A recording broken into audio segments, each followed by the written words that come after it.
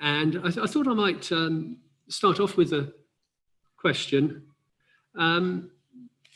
around Edward Thomas and Englishness. And he often refers to himself with his 5/8 Welshness. And it obviously comes from his background of Welsh parents and a very strong Welsh lineage and heritage, and a love of Wales. I heard a lovely story the other day that if he could have, he would have probably ended up moving to Wales, but because the centre of his universe was London, he could never be far away from it. But what are your thoughts on this 5/8 Welshness, and do you see it reflected in his work in any ways, in poetry or in some of the prose? So over to you, Daljit or Andrew. Thank you very much. Daljit, would you like to go first on that? Yeah, and I'll just say for you. Yeah, and well, I guess firstly, yeah, lovely to be here. So thank you for that introduction, Jeremy, and lovely to be here with you, Andrew, as well. Yeah, I guess on a personal level, I feel kind of I've been a fraction all my life, and I feel that hyphenated British Indian, and that from a very early age, I've been, assessing what elements of me are Indian, what are English and British. So, in a sense, I've been very kind of very much a fraction from an early age. My best friend when I was growing up was from a Welsh background, and he taught me about the rules of football and cricket and rugby in particular. So I grew up as a Welsh fan because he's into Yo-Yo Johns and Gareth Edwards and all those rugby. And I guess the point being that at that age, your identity is really porous. Your sense of nationality shifts about, and that's there for me in Edward Thomas. So I found that really interesting, that 5/8, and singing the Irish songs and whatever he was doing, sort of really mixing around, and then later on feeling this pressure to be English or to almost fantasize about this fantastic Welsh homeland in a way that many migrants do, or many people from different countries. So it's a really interesting thought to start with, and I'm sure it'll be a recurring one in the conversation, I suspect. That's extremely interesting, and I hope that we can come back to those things, Daljit. And I want to start too by saying what a delight it is to be doing this with you. So very nice to see. We haven't actually physically been in each other's company for a long time now, but very, very nice to have this connection. And thank you, Jeremy, too, for inviting me back to this festival, which I enjoyed so much with Michael Longley last year, and I'm now already enjoying very much this time round. Thank you. The pleasure is all ours. Well, that remains to be seen. I've been trying to remember how Edward Thomas was, as it were, first put to me when I first read him, and I'm pretty sure he was put to me as a very English poet. I first read him at school, which would be 50 and some years ago now, a terrible thought.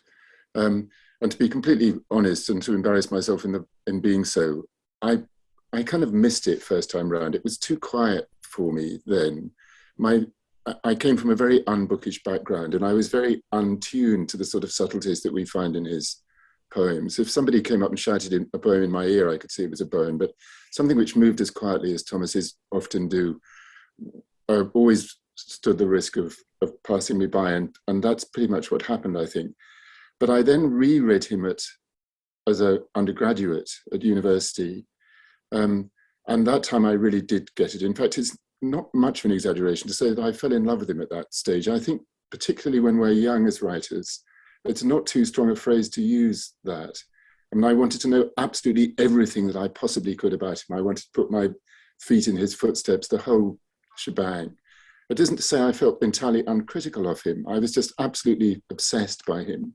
And all the more so when I moved out of the city where I should have been studying, which was Oxford, into the countryside nearby, and lived in the country for a couple of years. I came from a country background myself, so this felt like a kind of connection at that level. But it also, even though it wasn't a countryside that he wrote about that much, and certainly didn't know as well as he knew the South Country proper, was nevertheless a kind of theatre in which I could act out my feelings about him in some way. And when I was reading his poems about particular named plants and trees and birds and so on, I could look out of my window, walk amongst those things and see them for real myself. So all sorts of very close connections were made, and all of which deepened my sense of him as an English writer. And yet, as I found out more about him, of course, I was reading in him about the fifth, eighth Welsh business, and seeing the prose more than the poems, but you can sort of see it in the poems, but the prose particularly haunted by an idea of another country, a kind of blue remembered hills, which were distinctly Welsh in his case.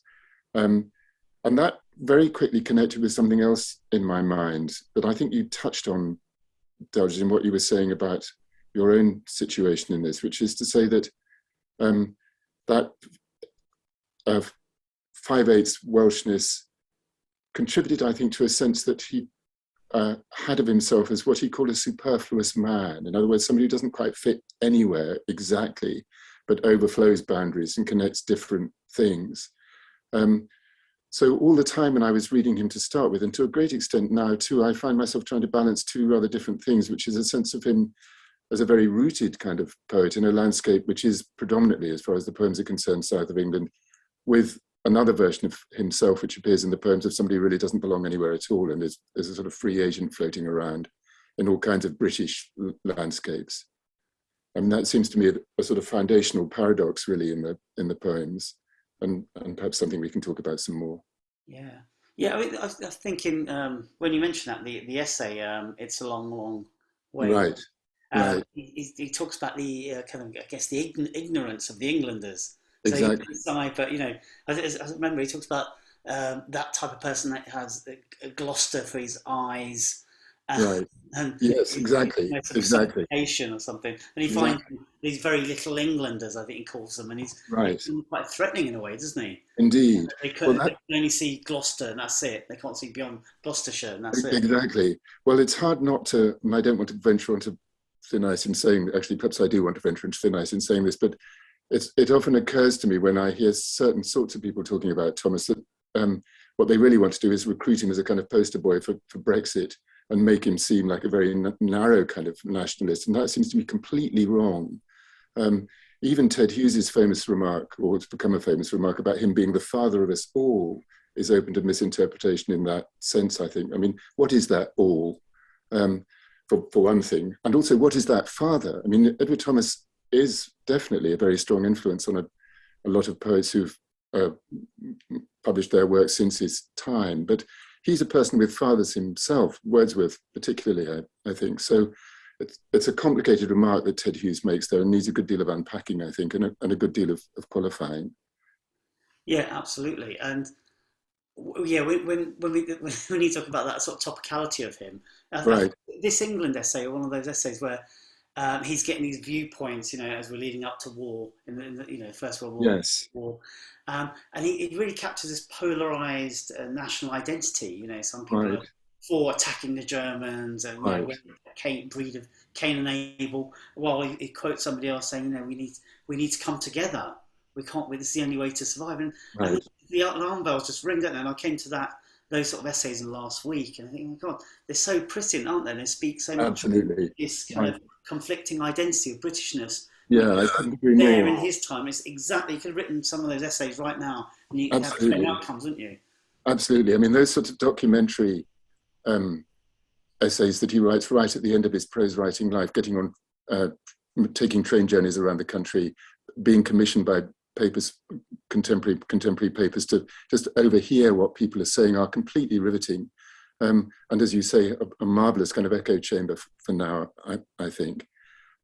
So it seems to me that what we're trying to say here is that this Welsh ingredient in him is both true in and of itself, but is also a symbol of other kinds of dividedness in him, which I think can sometimes be glossed over in the account that's given of him.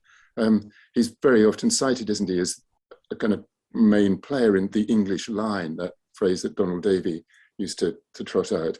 But it begs an enormous and fascinating question about what the English line is, and tends to obliterate the sense that English lines, British lines, have always been much more inclusive, much more varied, much more entangled with other cultures than they're often allowed to seem. Yeah, absolutely. So that kind of whole idea of the English line, I can never tell if it's a part of kind of nostalgia, Right, because you know, in that kind of pentameter that he has, and it's right, a relaxed pentameter. It's not too uptight. right. That's what I like him best, when it's not too metronomic, and it Indeed, feels pretty rough, doesn't it? It's like a probably an absolutely. earlier draft, one draft early, and it says Yeah, freshness. Whether that's nostalgic or whether actually people like it because it's sort of speaking forwards, bouncing forwards. yes, You know, for the inheritors, you said Ted Hughes or Shane right. Feeney, you know, Eric Absolutely. Walcott's, you know, Indeed, onwards, absolutely. himself and others. Absolutely. Very, Absolutely. I mean, you know, metrically and as a way of looking at things and cherishing um, the deep significance, the sort of breadth of vision which can be discovered in concentrating on really quite small things, little stones in the path, particular leaves. I mean, all the things that he's so good at doing. Um, that thinking about that over the last few days again and rereading him over the last few days. And by the way, and I think this is something I've said to you before, but as an aside, I'm always struck when I reread him by how, not just by the freshness that you mentioned, which is of course absolutely right, that way he writes poems playing the unit that a line is against the unit that a stanza is against the unit that a whole poem is, and offering us the poem as though it's still in some sense being thought rather than a rounded off thought which he's delivering to us as a done and dusted thing. I mean, thinking about that freshness, but also about how very often his reluctance to be boxed into a particular culture, a particular idea of nationality, leads him to moments in which he says, really quite frankly, in the prose and in the poems, there are no words for this. And I was very struck by how, and particularly in those essays that you've been mentioning, how he gets to a point of wanting to draw a conclusion, but can't. yeah, The prose doesn't exactly give up, but it says these are things which can't be talked about in words. They have to somehow communicate themselves by other means.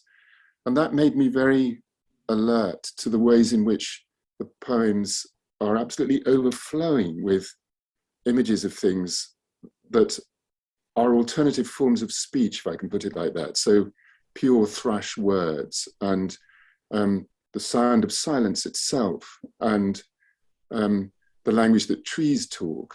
This is the language that that cannot be betrayed. The absolutely sort of primeval organic language of things. I think that if we want to rescue him from the Brexiteers, and if we want to kind of do justice to the subtlety of his way of thinking about things, that is something that we need to emphasize, that this idea of belonging and of home that lies so deep down in so many of the poems is very complicatedly entangled with his sense that these things can't actually be put into words, that some other agent has to be invoked in order to speak about them. yeah.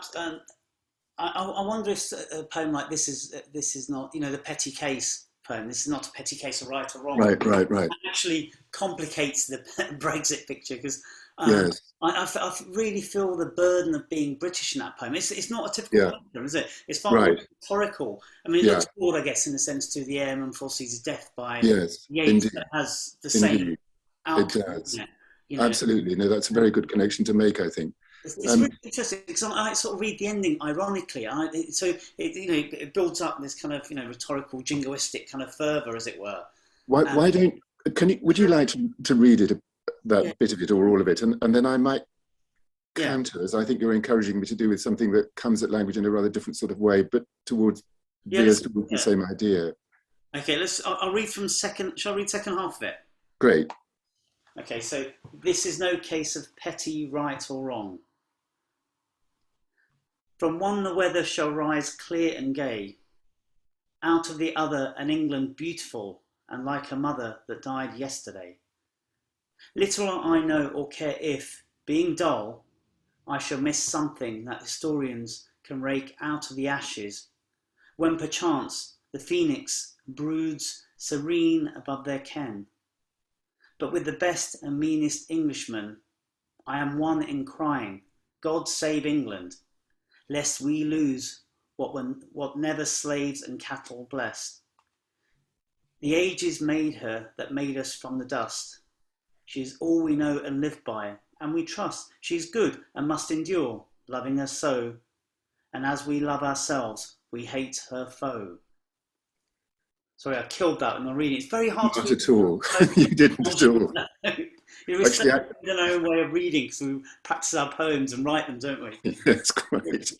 I mean, not only, I must say, did you not kill it, but you also brought out exactly the quality that you were saying that you found in it, which I very much agree with you about, which is to say that it feels not a characteristic poem by him, unnatural to him, in fact, in its sort of full-frontedness and its turning a full face to the audience. And also, I think, uncharacteristic in the way that it takes an idea, the idea of patriotism or whatever other things associated with that notion, and tries to argufy them one way and the other. He's much more at home, isn't he, when he's finding the thing that he's looking for in that poem in these organic forms that we were talking about a moment ago. So a little poem like The Coombe, for instance, speaks to the same thing, but in much more simple, sensuous and passionate terms. Perhaps I can just very quickly read it. I'm sure that everybody listening knows this poem, but just to hear it again. It's great music, isn't it? It's good to hear it again. Yeah, quite. The Coombe was ever dark, ancient and dark. Its mouth is stopped with bramble, thorn and briar, and no one scrambles over the sliding chalk by beech and yew and perishing juniper down the half precipices of its sides with roots and rabbit holes for steps. The sun of winter, the moon of summer, and all the singing birds, except the missel thrush that loves juniper, are quite shut out. But far more ancient and dark the Coombe looks since they killed the badger there, dug him out and gave him to the hounds, that most ancient Britain of English beasts. So there's obviously a direct address to the symbol there. Nobody can finish that poem, reading that poem, without realizing what the badger stands for. But all the lead up to it is part of what the badger represents, which is a kind of semi-secret place, a slightly secluded place where very ancient emblems of belonging, of landedness are allowed to accumulate. And there are so many other things that we've already touched on, I think, in the sort of deployment of those images as we get towards the badger, the speaking/thinking line that we were talking about a second ago, the way that sentence is extended in order to actually mime the scramble down the sides of the Coombe in order to get to the place where the badger was killed at the foundation of it. The little repeat words. I mean, all those things that we were talking about, there they are. But I feel more enriched by reading those poems, and The Man of Farm would be another one, which has a similar sort of strategy, than I do reading This Is No Case of Petty Right or Wrong, as I say, I think that you feel the same. It feels a bit sort of bald in its statement. It's not typical of him, is it? I mean, even Right. that last line in Coombe, you know, right, ancient Britain of English beasts, right. great line. Yeah, exactly. It's high rhetoric, which is probably the stuff I would have liked originally when I first read Edward Thomas, because I found him too quiet in the way you said, Andrew, and I didn't read him for years, apart from Adelstrop. Well, quite. I didn't quite get it. I couldn't get into it. It wasn't loud enough. Exactly. No, that's very much my sort of early history with him too. And actually mentioning Adelstrop, which we certainly should do. Otherwise, you know, it's like Hamlet without the prince. Slightly. But I mean, what that poem does is really, it's sort of that image of radiating sound or radiating listening that we get at the end of the poem, is to kind of drop I always think of it, it's as though he sort of dropped a little stone into the idea of England and watched the ripples run out from where the stone hits the surface.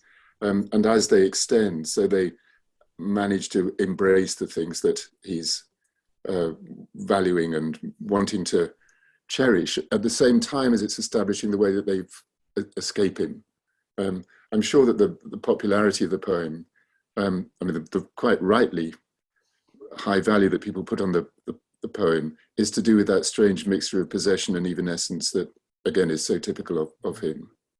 Yeah, and actually, even when you mentioned the coom, the kind of eco kind of element of the poem feels contemporary. And to me, I was reading Adlestrop again today.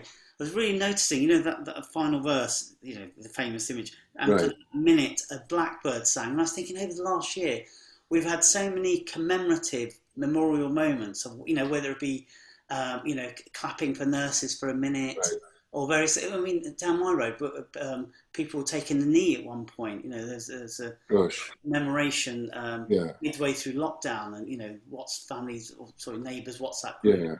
And in a sense, whether, you know, like in football now, in British football, you know, you're not in America now, but you know, people take the knee usually for about, I don't know, 15, 10 seconds or whatever. It is. But they're all they're all kind of elliptical of 1 minute. They'll represent 1 minute, and 1 minute in a sense represents, you know, that kind of richness of memory of somebody suffered the minute. I assume there's an element of that in the Blackbird for a minute. That makes complete sense. And or just holding on for doing something for a minute. We often think of commemoration, don't we? That's that power. Exactly. I think one reason why I find that line so moving. That's very nicely said, I think. Blackbird sang. Oh God.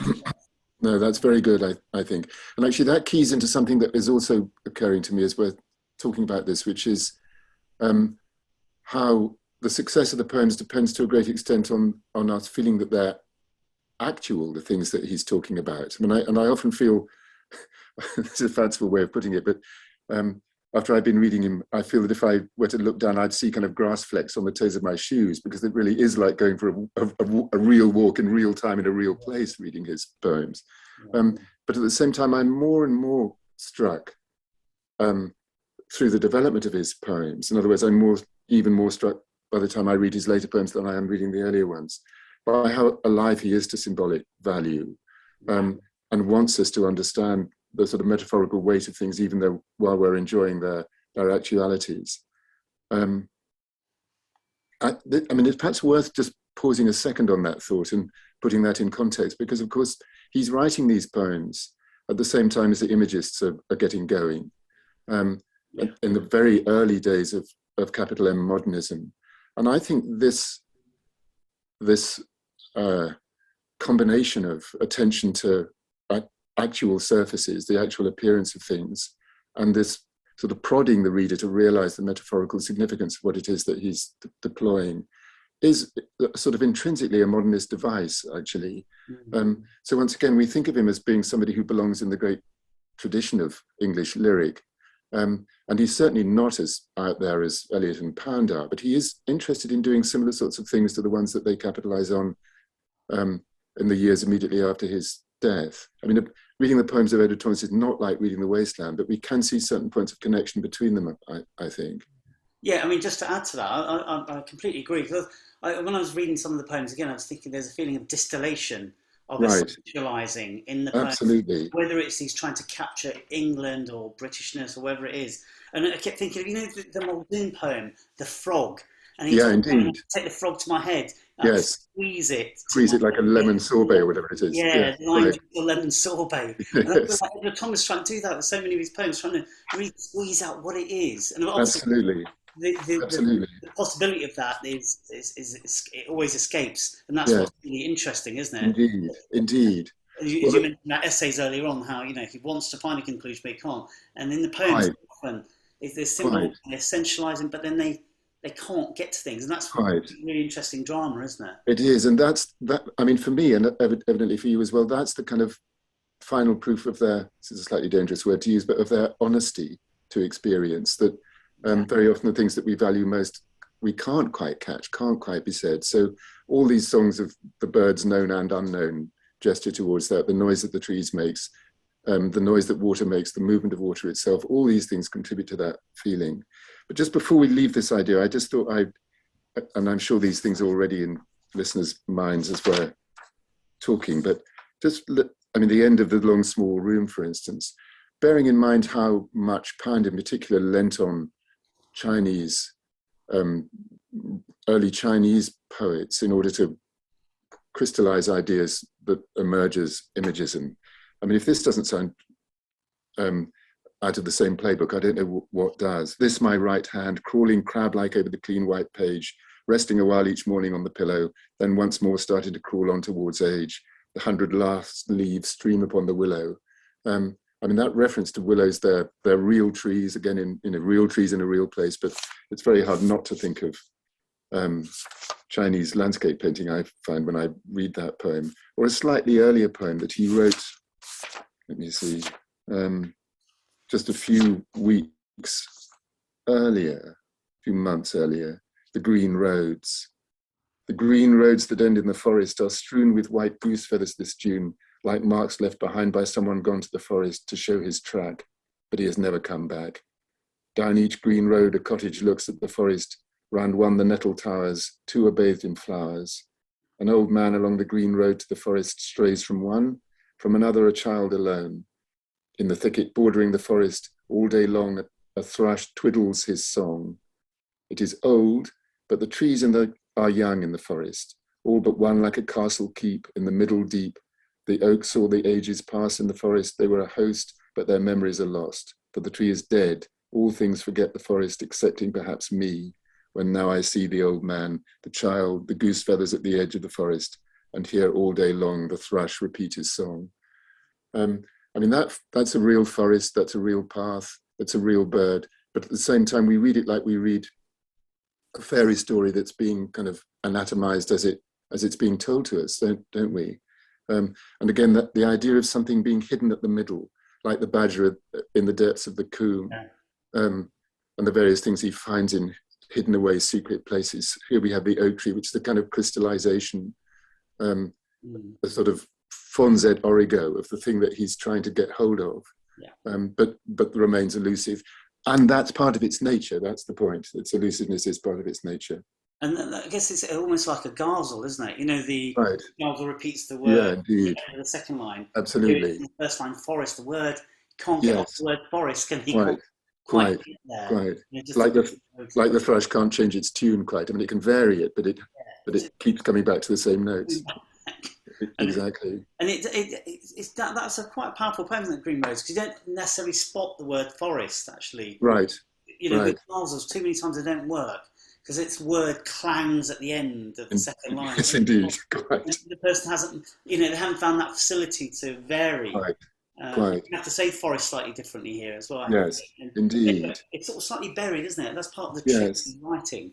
And I think when I was first sort of really getting into poetry at university, I went to Royal Holloway.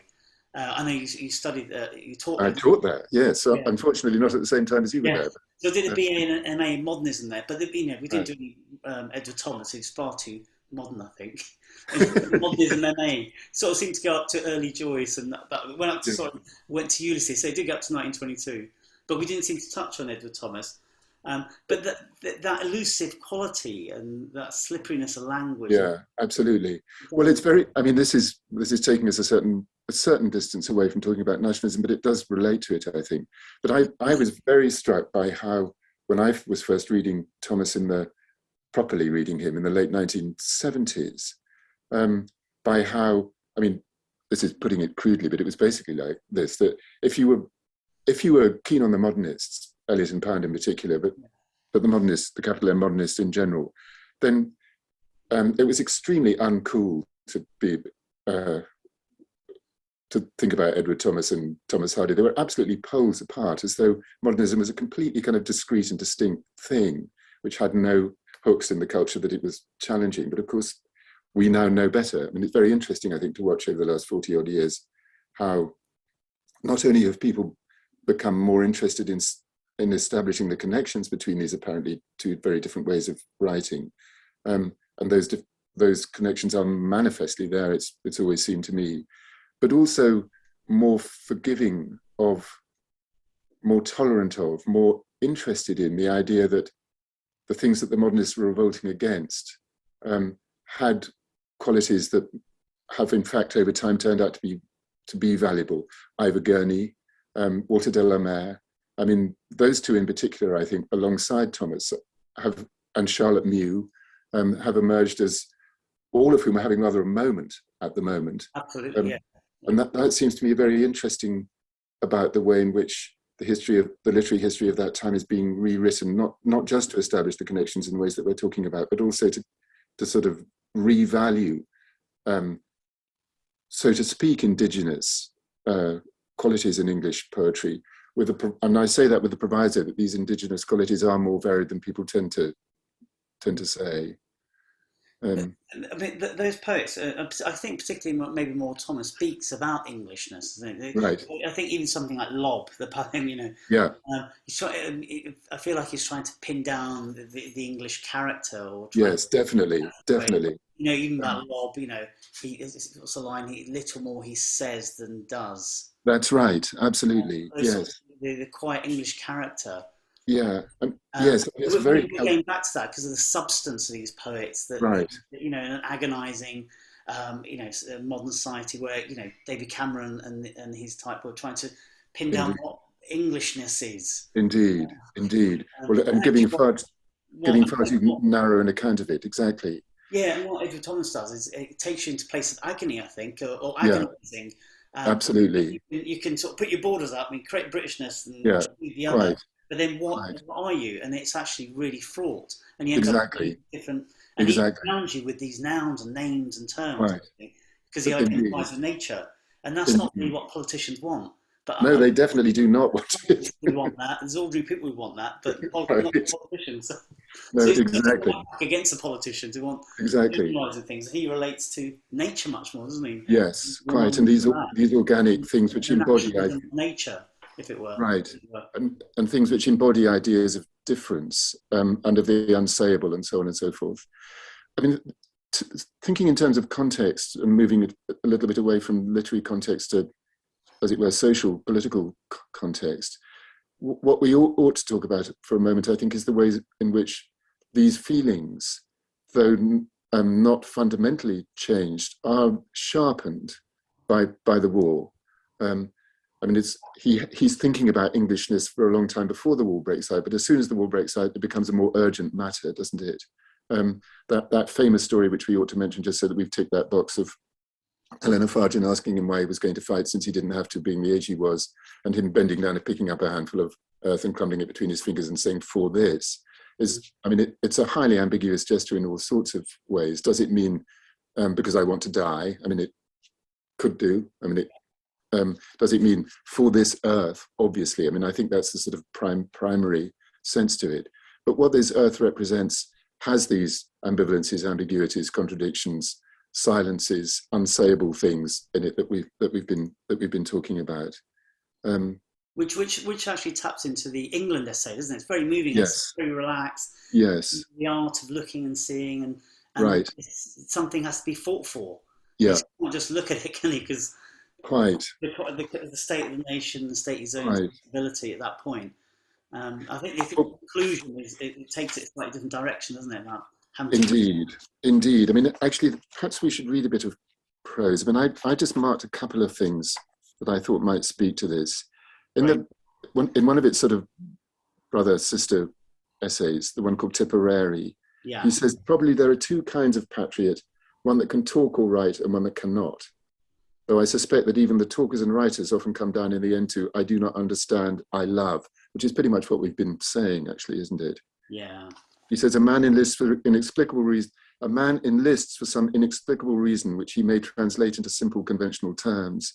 If he's thought a good deal about it, he's made a jump at some point beyond the reach of his thought. The articulate and the inarticulate are united in the ranks of this moment by the power to make that jump and come to the extreme decision. And he really cares about this business of not being able to say everything.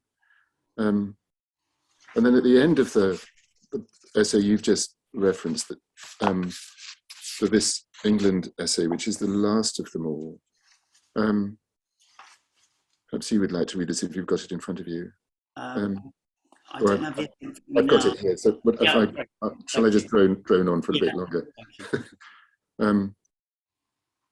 Then one evening the new moon made a difference. It was the end of a wet day.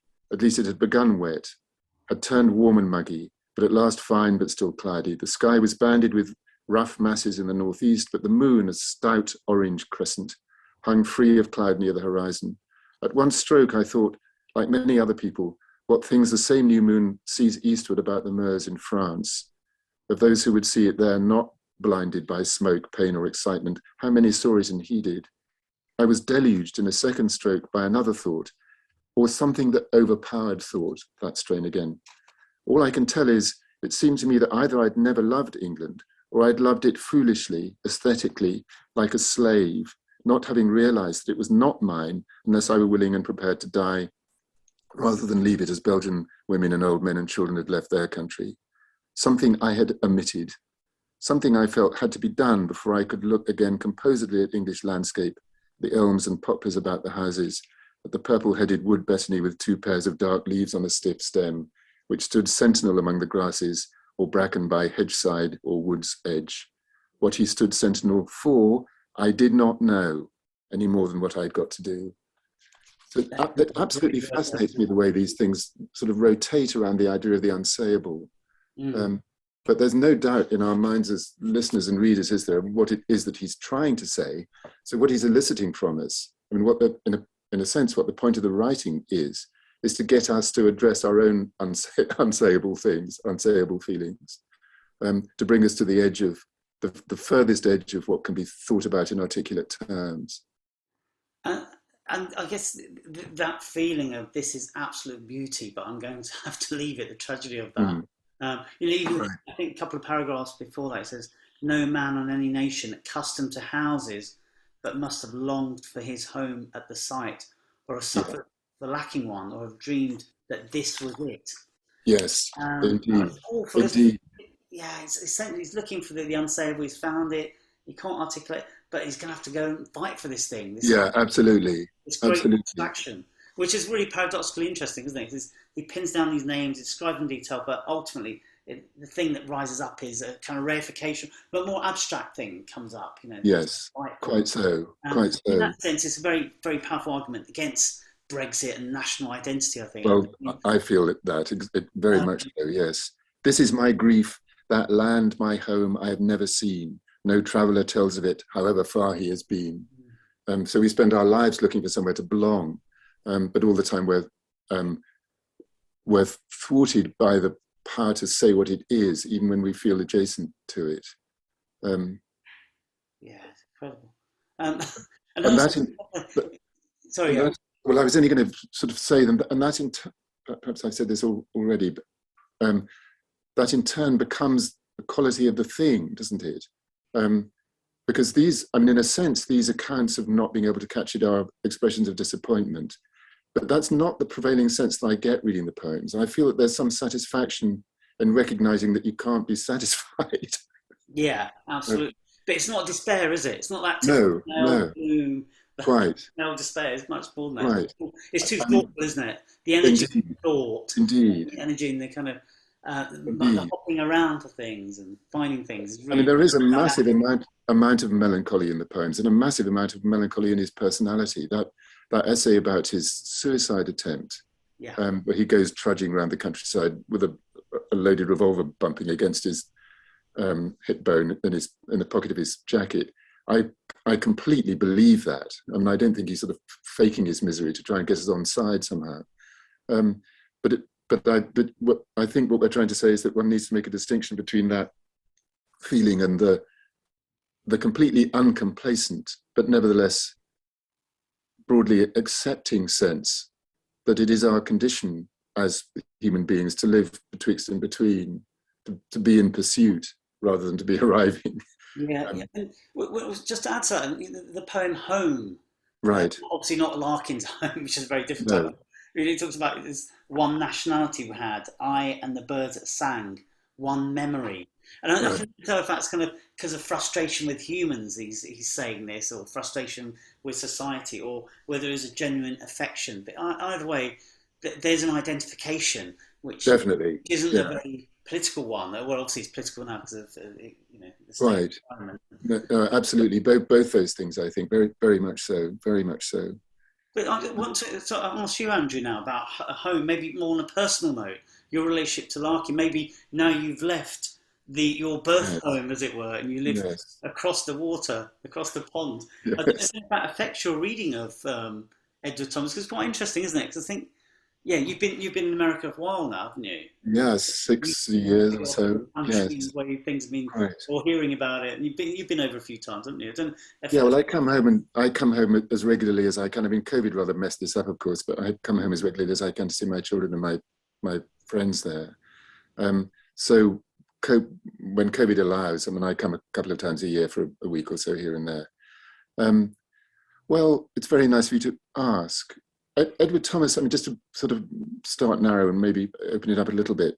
yeah, Um, Edward Thomas has almost no reputation in the United States. He's an unread poet here, effectively.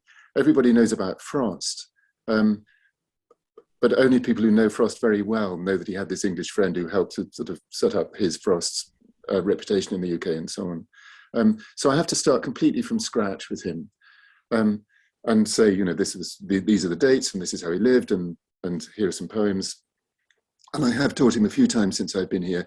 I wouldn't say it's been a resounding success with my students, whose ears, bless them, are very much more often attuned to poems which, and this is the point where we came in, to making a louder noise than his do. So I have to be quite sort of patient with the idea that they need to slow down and listen harder. But they're certainly interested in the things that where you and I have just been talking about, especially in this idea that the poems might not be as far away from what used to be chastised as a sort of Georgian mindset, or might be further away from that and more akin to modernist practice than people give them credit for being. That sort of loosens the students' minds a little bit. I mean, in my own case, I think I arrived here thinking that I would immediately start writing poems about Baltimore. But on day two, I thought actually that would be a fantastically presumptuous thing to do, because this is a city that I don't know. So I just need to be patient myself and sit around and kind of see what's going on here. I think, like a lot of people who've left their country, their native country, therefore, my first instinct was actually to write about what I just left rather than what I was finding myself living in. I mean, I realized I'm by no means the first person to have done that. I think I wanted to kind of repopulate my little bit of America with my ghosts so that I could feel accompanied by the past here. It's very odd, for instance, and speaking about birds as we were, how often I find myself listening to birds that have no echo for me. My wife and I were standing in a field in a place wonderfully called Chincoteague not so long ago, and a huge flock of grackles was feeding in the field, and they make rather a dismal noise, grackles. And I thought, how if this were a flock of thrushes or blackbirds or starlings, this would trigger all kinds of things in my past. But it's triggering absolutely nothing, this noise. It has no echo, it has no sort of chamber to exist in. That takes a lot of getting used to. It makes me feel rather forlorn when I experience the lack of that. That sounds like time feels really flat with that sort of experience. Yeah, indeed. As opposed to the Edward Thomas ancient, the word. Well, quite. Really loaded, isn't it? Quite. I mean, that's changing a little bit the longer I live here. There's more resonance in things. Trees particularly. I mean, Maryland is a very beautiful state and very wooded, and we spend a lot of time walking around. And I'm a very keen fisherman, and I've found a trout river to fish in, which I do quite a lot, and that is a kind of companionable activity for me.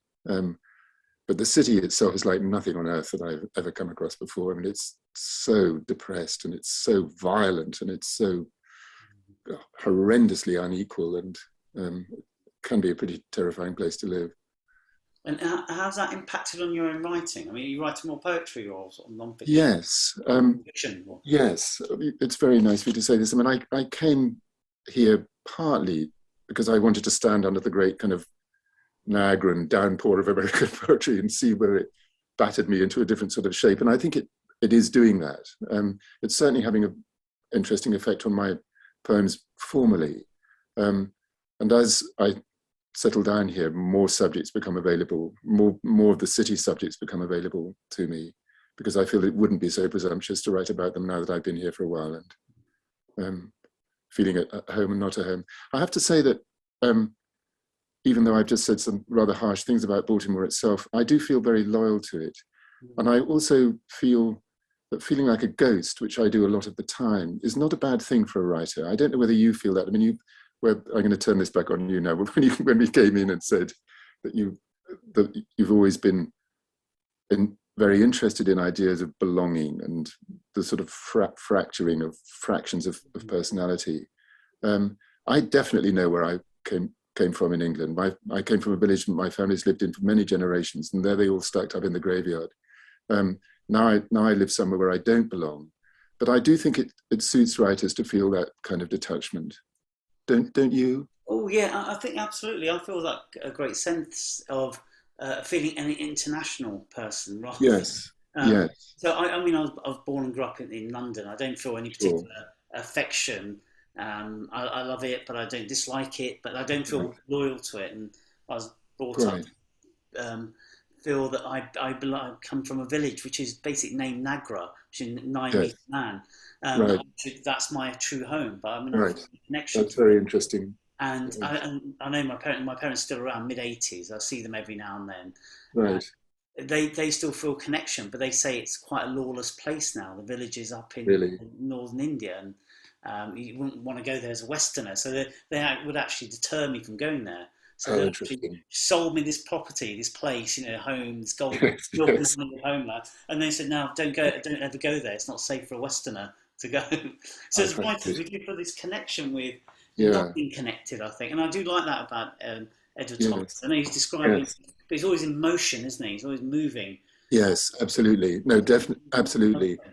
And that very early poem, The Other, I would love to know what he'd been reading to get that image into his head. I mean, there are plenty of others, of doppelgangers in other people's writing. Henry James has a doppelganger short story.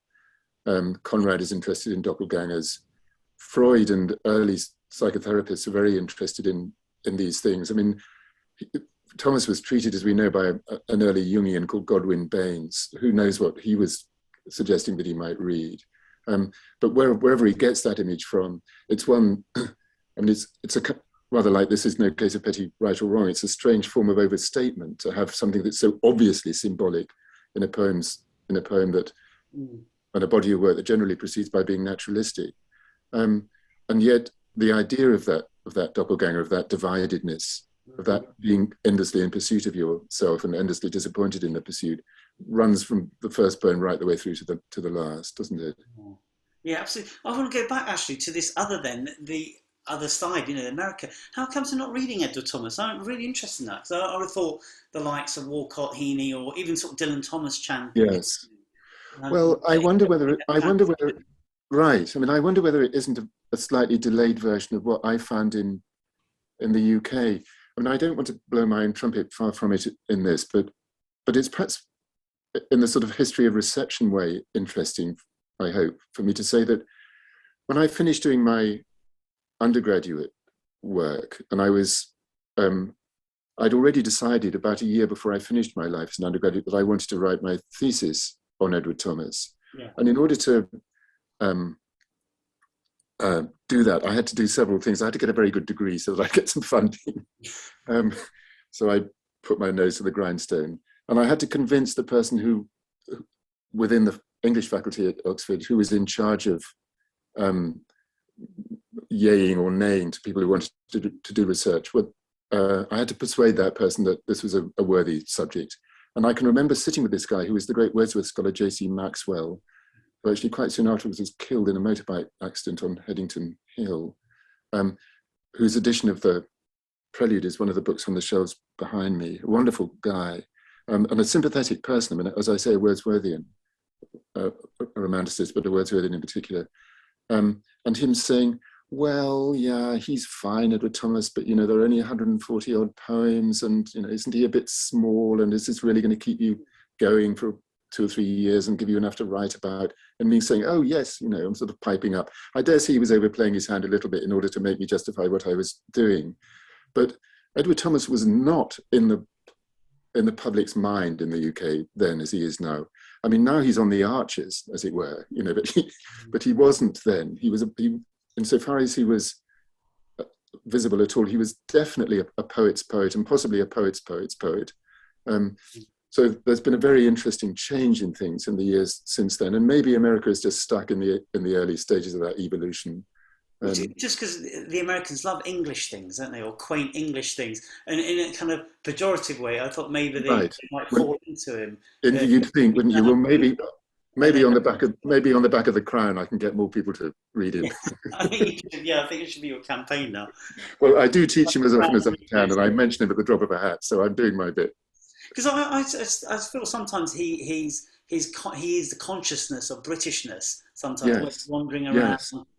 He's a kind of personification of it. So I would have thought he would sell well, you know, as an English export. He'd be a good product. Well, as I say, I'm doing my bit, and my bit, as we've been saying, actually we should stop. Help, we're nearly out of time. Great, yeah, we've done well. It's really hot. I do mention him on condition that as I introduce him, I'm able to have this conversation about the whole business of Englishness being a great deal more complicated and inclusive than people tend to think. I mean, it's very interesting. It reminded me of a similar feeling that I had in the British rooms, or whatever they're called, in the V&A once or twice before I left. The British rooms in the Met, New York, have recently reopened, and it's clear that going around them, how profoundly open to not British cultural influence things that are identified as English are at crucial stages in their evolution. So all the time you're thinking, well, yeah, that's an expression of Englishness in some way, but look, it's Italian, or look, it's French, or look, it's from further afield still. And I like that very, very much about Thomas, I must say. He's in that sense, a much bigger poet than he seems to be. Yeah, and maybe on the positive note, I guess he did export well to India, places like that. You know, very interesting. I've done a couple of sort of reading tours in India, and great. People talk about Wordsworth, you know, usual. Right. Wordsworth, Milton, and Edward Thomas. And my feeling, and I haven't asked anyone there, is that, you know, in India you talk about Mother Earth, in India. Very good. Earth, very good. The image of the earth is really super important. You get it in the Mahabharata, you get it in the Ramayana, the epics in the past. Talk about the earth, the ecology, and he you know, Edward Thomas is writing about the Mother Earth, isn't he? Absolutely. Whether it's in England, but he's always writing about that mother force, isn't he? So I think he exports well in those sort of places. Good. That's fascinating. And I think he's appreciated for that elsewhere, maybe. Good. Well, we can keep. You're going to bring it to America, Andrew. Yes, well, that's part of my mission, clearly. He's very well read in Japan as well. Very. Is that right? Yeah. Yes, and perhaps that's some of the haiku type effect that. Yeah, indeed, absolutely. I was just thinking exactly that same thing. I mean, let alone that those images like the one at the end of The Long Small Room, which have a distinctly that part of the world feel to them, I think. Willow patterns, as it were. Yes. Yeah, it is fascinating. When I send out my newsletters for the Edward Thomas Fellowship, the electronic ones, it's obviously UK is first, then it's the States, but then it's India. Fascinating. Yes. Fascinating. Yes. So it's there's definitely an interest there. Good. Well, world domination is within your reach, Jeremy. Clearly. Yeah, well, it's coming. It's interesting about the you were saying earlier about getting him more widely known, and Ryan was chatting with an earlier speaker about we need to get him on Netflix. Well, I mean, the story of his life is so moving. I mean, it's such a rich story and touches, I mean, in purely narrative terms, touches on so many of the things that we've been talking about in sort of, as it were, theoretical ones, that it's not beyond the bounds of possibility that rather a good film could be made about him, I think. Yes. No, I think it will be. Yeah, well, I hope.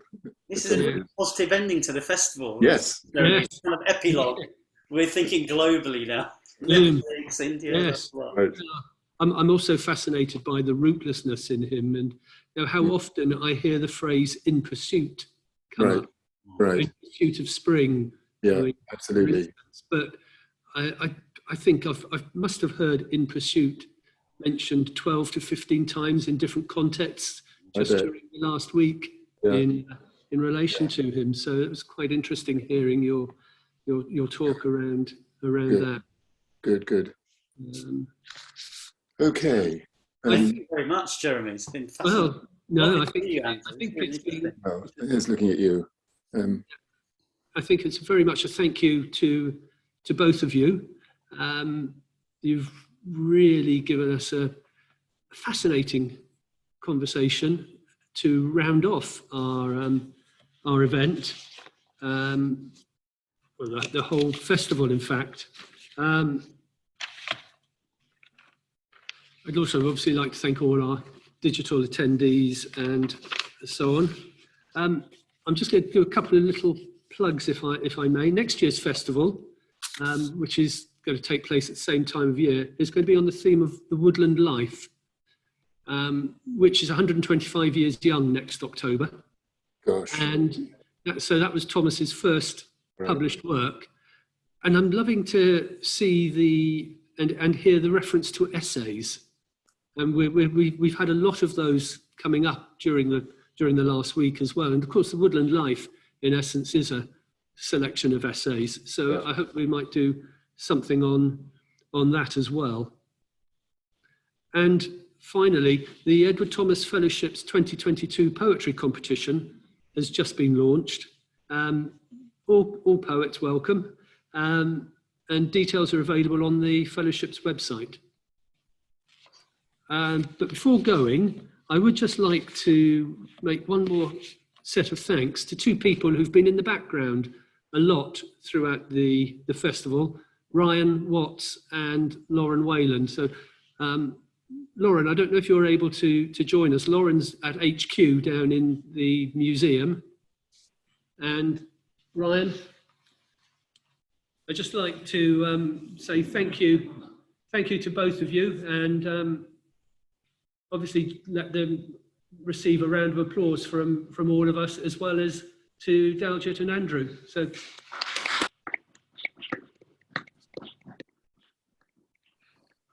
we couldn't have put this on as we have without Lauren and Ryan being there, just making sure all the little bits joined up. Most of the time, sometimes when Virgin Media decided to switch something off yesterday morning, it's beyond our control.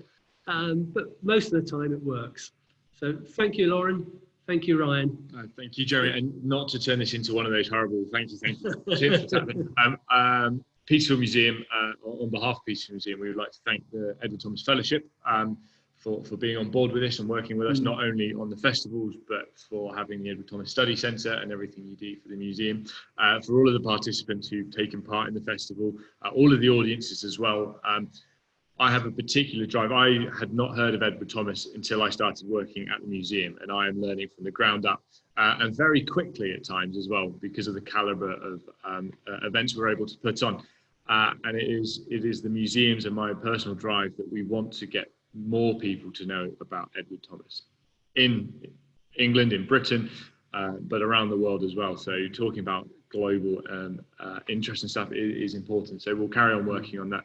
The last 2 years have been funded by the Heritage Lottery Fund, which we're very grateful for that. But we could stop it then. We wouldn't have to run it anymore. But it's been such a success that we will carry on running them into the future. We see the future there. So we hope that everyone carries on supporting it. But just a big thank you to everyone who's been involved in any way, shape or form. Yeah, great. And particularly today to Andrew Motion and Daljit Nagra, our superb conversationalists. Thank you very much, and I'll let you get back to your day life. I know you've got a commitment shortly, Daljit. So thank you very much for joining us, and thank you again, Andrew. Bye for now. My pleasure. Bye, everybody. Bye. So much for having me. Bye, Daljit. Take care. Lovely to see you. Nice to see you. Bye, Jeremy. Bye, Jeremy. Thank you so much. Pleasure.